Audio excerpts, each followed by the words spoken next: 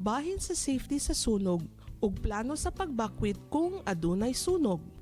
Apil sa fire drills aron makat-on sa mga fire exit ug mga plano sa pagbakwit.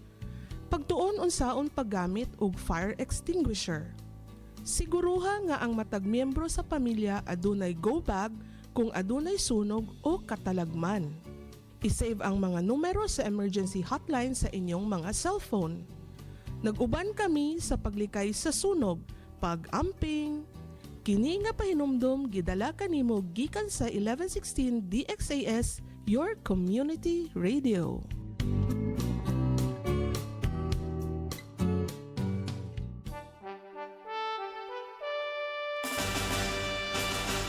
Fuerza Naval, ang inyong hukbong dagat sa kanlurang Mindanao.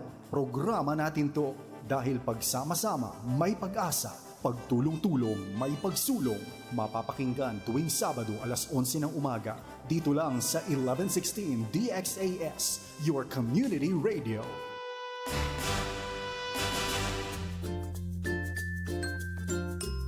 Apo, gusto mong sumama mag-walking-walking? Opo, Lola. Sama ako. Gusto ko talaga kasama ka mag-walking kasi mas masaya.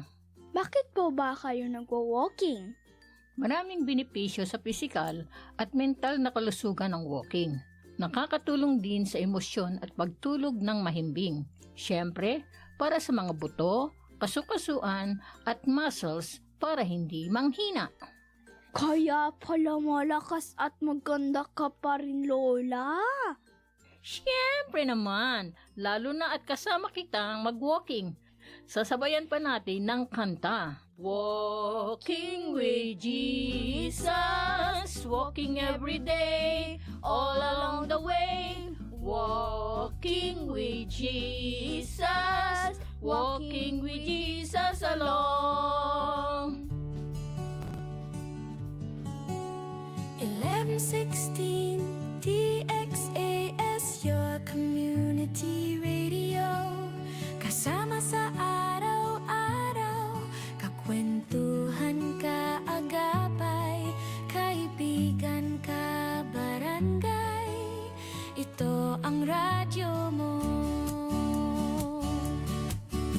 1116 DXAS, your community radio. 1116 DXAS, your community radio. Kayo ay nakikinig sa 1116 DXAS, your community radio. Kasapi sa kapisanan ng mga broadcaster ng Pilipinas.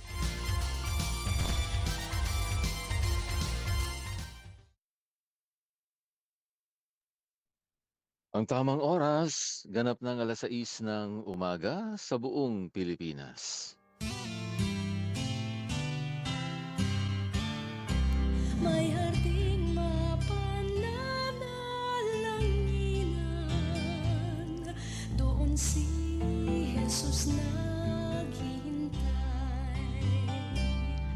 O kay inam ng panalangin ang hardin, doon kay gandang manalangin. Tayong natulog sa luklukan ng Diyos sa hardin ng pananalangin. O kay sarap ng lumapit. Magandang umaga sa ating mga minamahal na mga tagapakinig, mga ka-HNP, dito sa programang Hardin ng Panalangin.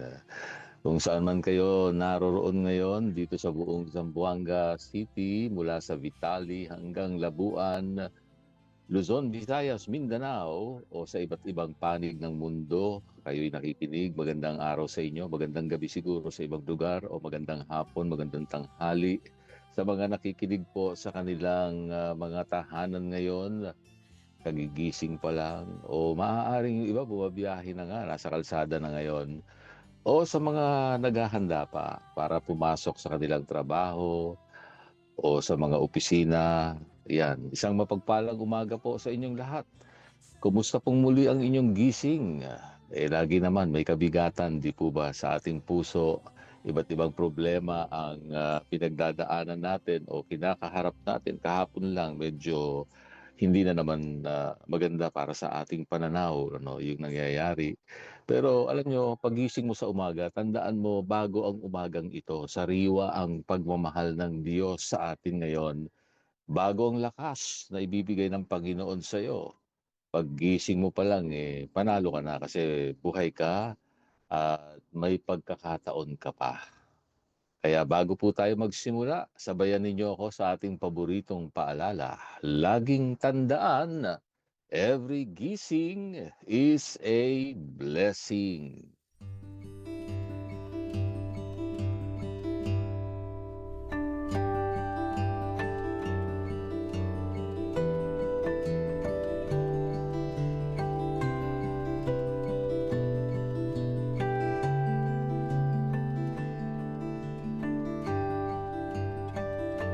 Ngayon po ay nasa day 14 na tayo ng ating spiritual journey at ang ating tema po para sa araw na ito ay maging karamay ng iba o being a source of comfort and hope for others.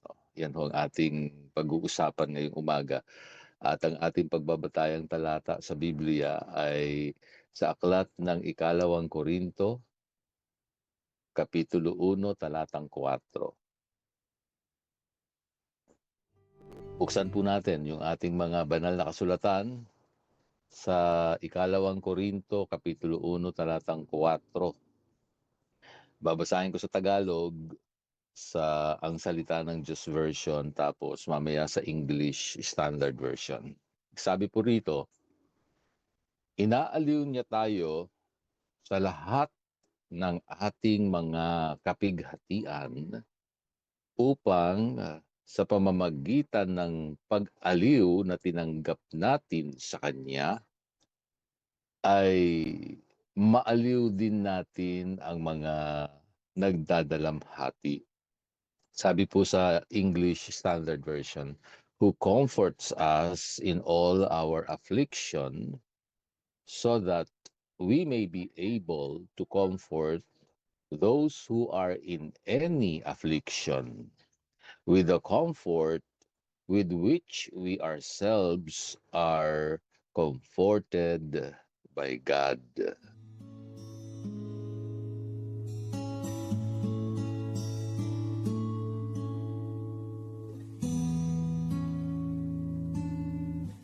Noong isinusulat ni Apostol Pablo ang sulat na ito sa mga taga-Korinto, hindi rin po siya komportable. No? He was going through intense persecution, hardships, and heavy stress, no, doon sa kanyang ministeryo sa Asia Minor. Sabi nga po niya doon sa mga sumunod na talata, pakiramdam niya ay parang hinatulan na siya ng kamatayan. No? Pero pansinin niyo pong mabuti to mga ka-HNP. Sa kabila po ng sarili niyang sakit, hindi po siya nag-focus sa sarili niya. No? Bagaman may pinagdadaanan siyang hirap, karamdaman, hindi siya doon nagtuon ng pansin o doon siya nakatingin lang. No? Tumingin siya sa Diyos bilang Ama ng lahat ng kaaliwan, sabi niya rito. Father of all comfort. Ibig sabihin, naranasan ni Pablo ang yakap ng Diyos sa gitna ng kanyang sariling bagyo. At doon niya na-realize ang comfort na natanggap niya ay hindi lang po para sa kanya lang. No? Gagamitin niya ito para i-comfort o aluin din natin yung ibang tao na nagdurusa. No? So yan ay natutunan ni Pablo. Naranasan niya personal. Nakita niya na yung mga bagay na pinahintulot ng Diyos mangyari sa buhay niya. Lahat ng pagsubok, lahat ng hirap, lahat ng problema, pangangailangan. Lahat yan pinagdaanan niya. Pero sa lahat ng yan, niyakap siya ng Diyos, naranasan niya ang presensya ng Diyos. Ngayon, mga ka-HNP, anong ibig sabihin nito sa buhay natin ngayon? Well, sinasabi nito na your pain has a purpose, no? Minsan kasi pag dumarating ang matitinding pagsubok sa buhay natin,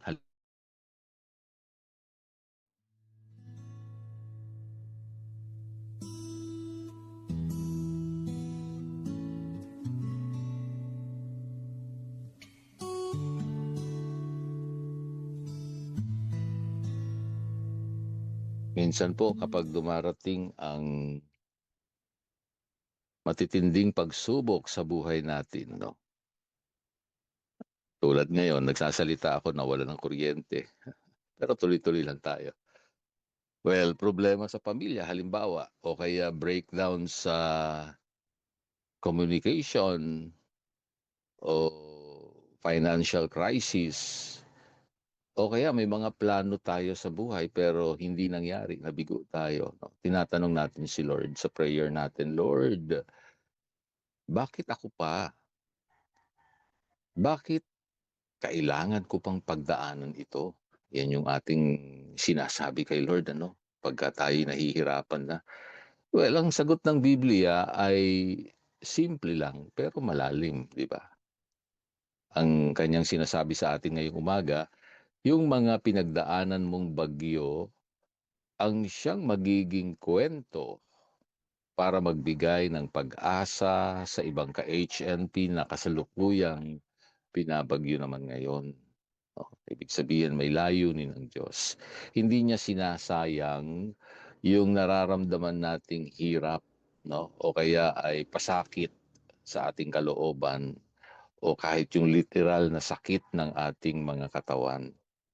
Ang prosesong pinagdadaanan mo kung paano ka bumangon, kung paano ka nagpatawad, at kung paano ka pinatibay ng Diyos, yan ang magiging pinaka-epektibong survival guide para sa taong malapit ng sumuko.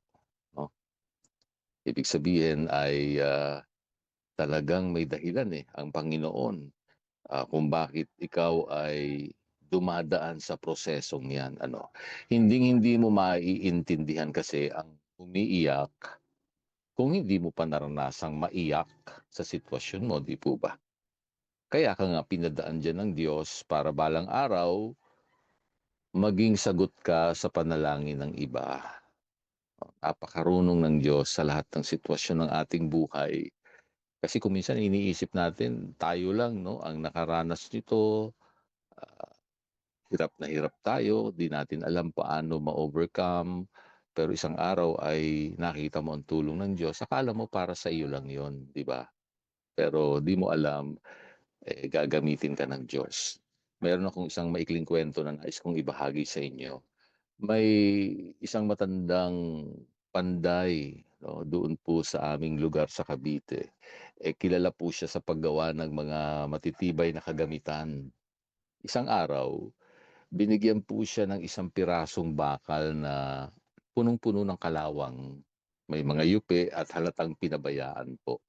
Sabi ng kanyang apprentice o ng kanyang helper, "Sir, itapon na natin yan. Wala na tayong mapapala riyan." Ngunit ngumiti lang yung matandang panday. Nilagay niya yung bakal sa nagbabagang apoy. Tapos hinampas niya ito ng paulit-ulit gamit ang kanyang maso. Dinikdik, hinubog at pinakinis. Pagkatapos ng ilang oras na paghihirap, ang dating kalawangin at yuping bakal ay naging isang napakatalas at napakagandang tabak. Sabi po nung matandang panday sa kanyang apprentice, itong bakal na ito, dahil alam niya kung gaano kasakit ang apoy at kung gaano kabigat ang hampas ng maso, siya ang pinakamatibay na sandata ngayon.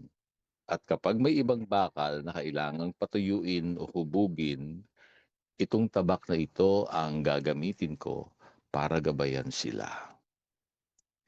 Mga ka-HNP, baka pakiramdam mo ngayon ay nasa apoy ka ng pagsubok o hinahampas ka ng mabibigat na problema.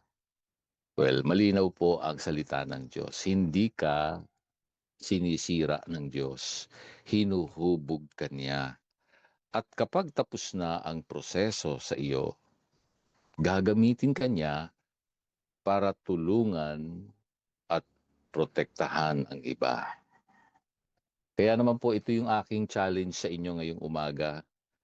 Huwag mong itago ang kwento mo. Yan. Huwag kang manahimik lang. No? Pagka nakalagpas ka, naging matagumpay ka sa buhay, ikwento mo. Tumingin ka sa paligid mo ngayon. Baka nasa iyong pamilya lamang o sa iyong mga katrabaho o sa mga kapitbahay mo. Mayroon bang dumadaan sa kanila sa matinding lungkot? Mayroon bang gusto nang sumurrender sa buhay? O baka may mga nakakausap ka, nagsishare ng kanilang burden. Approach them, lapitan mo, kumustahin mo lang sila.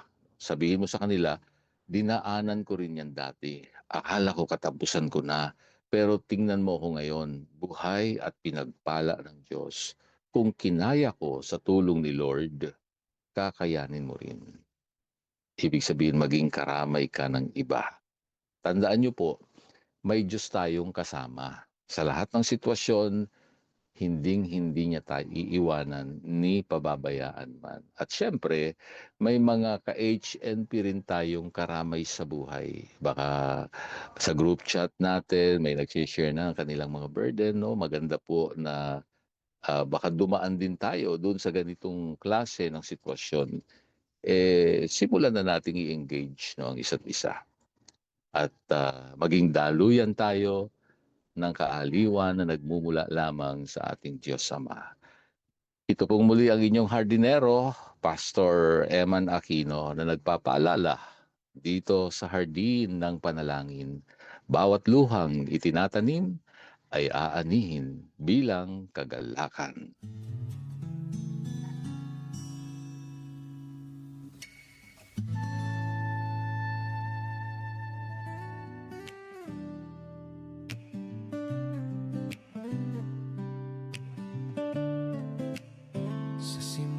Pa lang, hindi ako karapat-dapat, pero pinili mo akong pagtiwalaan. O Diyos, sa mga gawain mo, ako'y ginamit. Sa paglilingkod ko, katapatan mo'y nakita. Sa pagmamahal mo, ako'y tinubos sa biyaya mo. Ako'y tinawag sa pag-ibig mo. Ako'y tinanggap at patuloy akong maglilingkod sa'yo.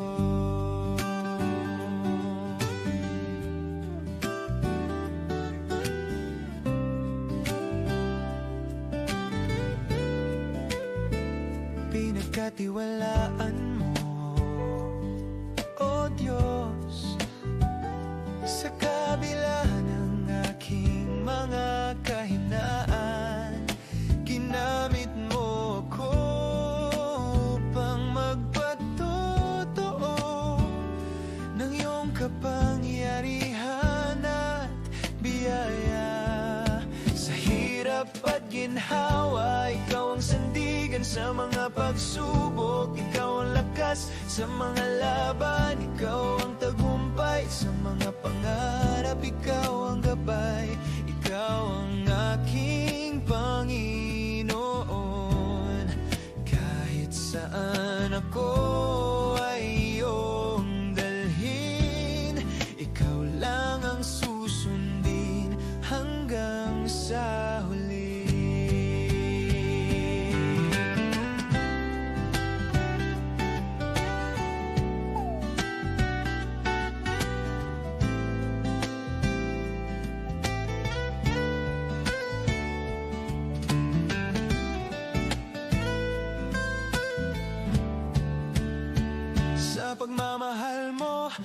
ako'y tinubos sa biyaya mo.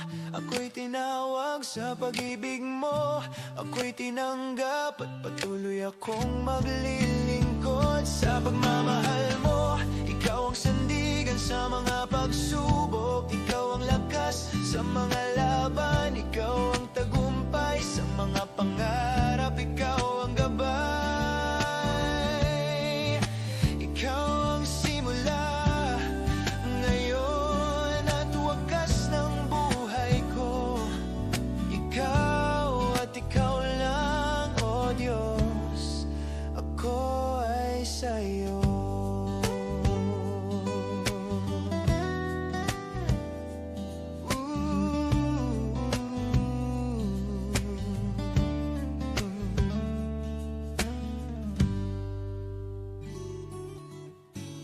Halina't makiisa at makibahagi sa ating pagdulog sa Diyos para sa ating minamahal na bansang Pilipinas.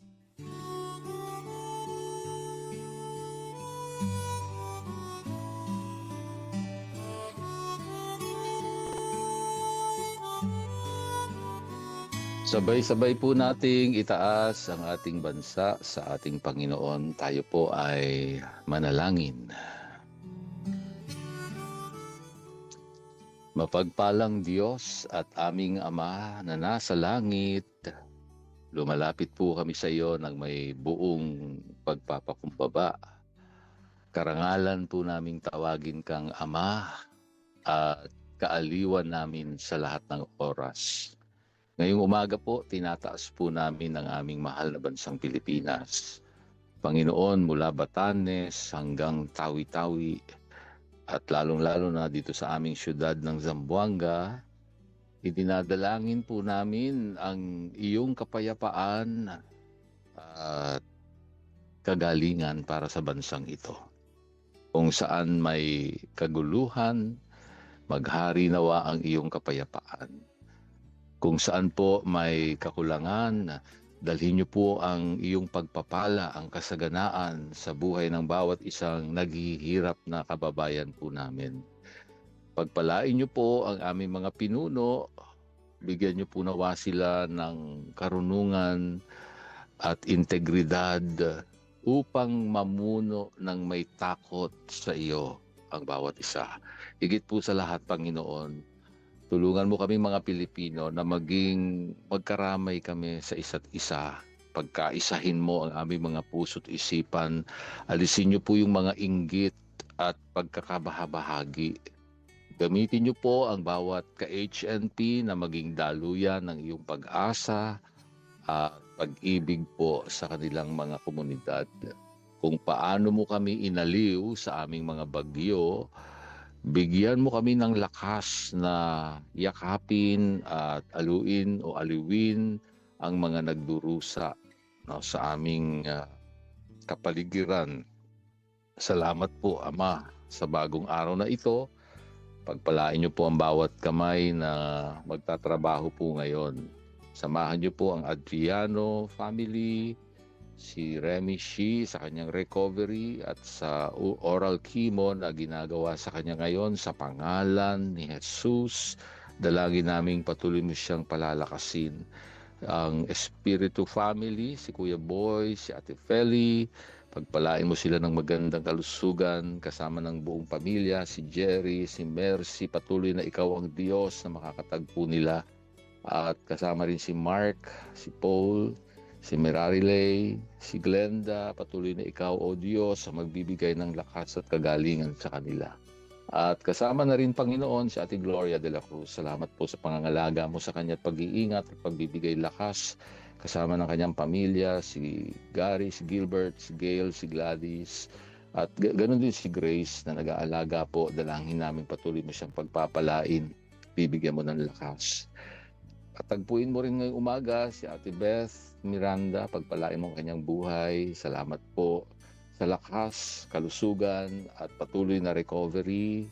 Patuloy na ikaw ang magbibigay ng kapayapaan at kagalakan sa kanyang puso, Panginoon. Ikaw ang Diyos sa kanyang buhay, kasama ng kanyang buong pamilya, kanyang mga anak, si Abigail, pagpalain niyo po, patuloy niyo po silang sasamahan sa kanilang mga gawain. Salamat po Panginoon maging kay Kuya Ador, kay Agnes Bonyog, patuloy na ikaw magbibigay ng kalakasan sa buong pamilya.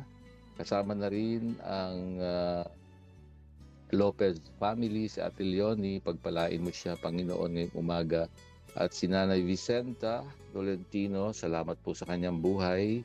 Ikaw ang Diyos na magpapagaling sa kanyang sugat, sa kanyang paa, financial na probisyon sa kanyang mga apong nag-aaral, at sa lahat ng aspeto ng buhay kasama ng kanyang mister, Panginoon, ikaw ang Diyos na magiging kasama po nila.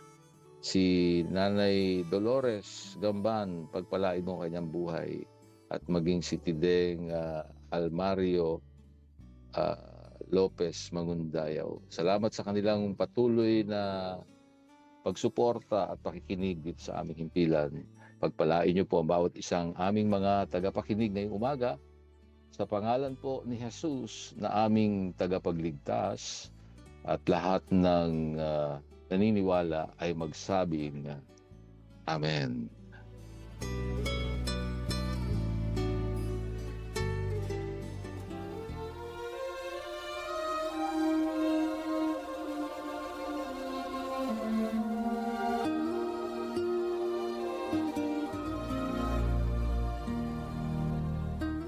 Kagalakan ko po ang maging lingkod ng Diyos sa inyong buhay dito pa rin sa Himpilang 1116 DXAS, your community radio. Isa lamang po kami sa mga himpilan ng FEBC Philippines, kasapi ng kapisanan ng mga broadcaster ng Pilipinas. Kung nangangailangan po kayo ng panalangin at pagbisita sa inyong bahay, maaari nyo pong ipadala ang inyong mensahe sa mobile number 0917-125-8201. Hanggang sa susunod pong muli sa parehong oras at himpilan pa rin, maraming salamat sa inyong pakikinig at maraming salamat kay Rolando Alfonso at Romel Paulino na umaalalay sa atin sa bawat umaga. Ako po ang inyong hardinero, Pastor Eman Aquino. Paalala po muli, sa lahat ng ating ginagawa, luwalhatiin natin ang Diyos.